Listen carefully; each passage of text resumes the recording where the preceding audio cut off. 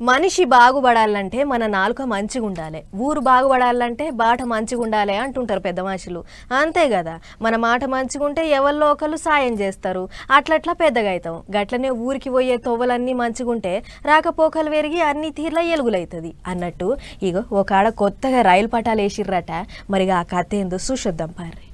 ఆగ చూడర్రి, దేశానికి ఆజాద్ వచ్చిన 78 ఏండ్లకు మిజోరం రాజధాని ఐజాల్కు రైలు బండి పరుగులు పెట్టింది. 11 ఏండ్ల కింద మోదీ సారే ఈ రైలు పట్టాలు వేసే కార్యానికి శంకుబండ బాధిచ్చిండు.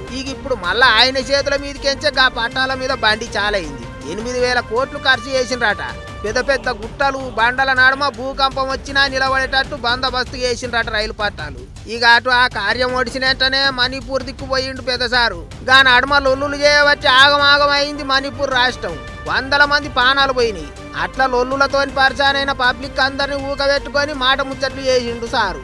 అన్నిటికి మించి చిన్న పొలగాన్లను గట్టిగానే గౌరవం చేసిండు. వాళ్ళు కూడా సారుకు టోపీ పెట్టేవాళ్ళు, పోటు ఇచ్చేవాళ్ళు మస్తు సంబరపడ్డారు. అటు వెనక సిరికైన మీటింగుల సుతా ముచ్చట గట్టిగానే నడిచింది. మణిపూర్ పబ్లిక్ కు అన్ని తీర్ల సాధిస్తాం, మొత్తం ఎలుగుల చేస్తాం అన్నట్టు మాట్లాడిండు పెద్దసారు. ఇదిట్లుంటే లొల్లులై పానాలు పోయినాక 2 ఏండ్ల తర్వాత ఇప్పుడు అదికొచ్చిండ్రా మణిపూర్ జనాలు అని అడుగుతాండ్రు చెయ్యి పార్టీ వాళ్ళు. గట్టిగానే బాణాలు వేస్తుండ్రు. సరేగా పార్టీల నడమ లీడర్ల నడమ పంచాదులు ఎప్పుడు ఉండేటివే గాని అటు మిజోరం దిక్కే ఓ రాష్ట్ర రాజధానికి రైలు బండి పోనీకే 2 ఏండ్లు పట్టిందంటేనే పరిశాన్ అవుతుర్రు చాలా మంది.